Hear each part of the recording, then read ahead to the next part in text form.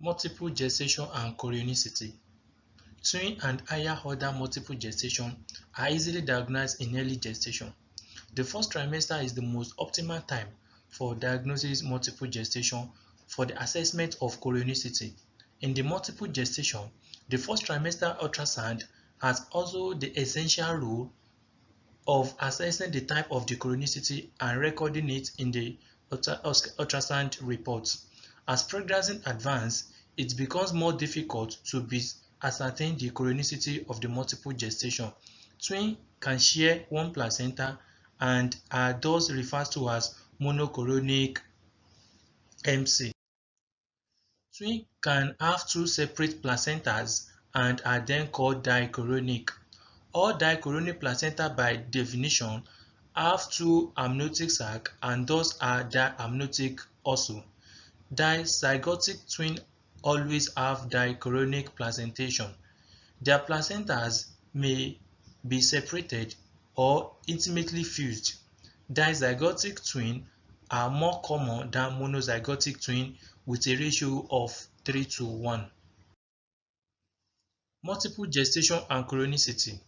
In dichorionic twins, they are the two gestational sacs with thick dividing membrane that include chorionic tissues separating both gestational sacs.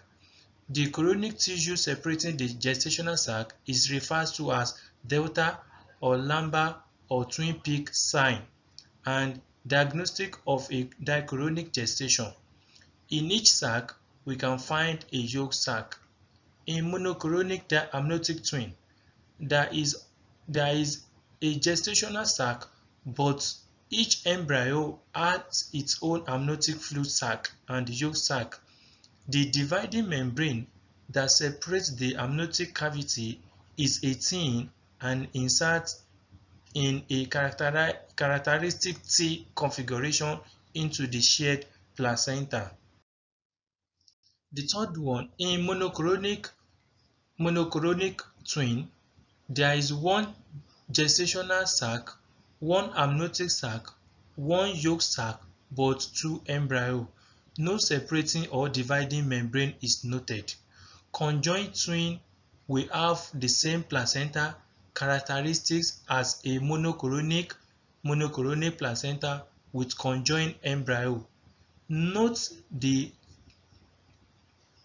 twin conjoined is a similar misnomer as the twin has actually failed to separate completely instead of being conjoined.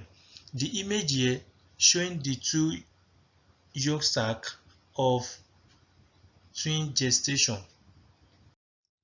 On the right side, the image is showing the thick membrane that's separating the two gestational sac.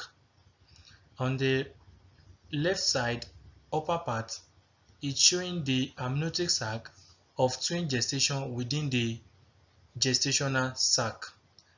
On the down right part, it's showing a T configuration that the T membrane separates the two gestational sac.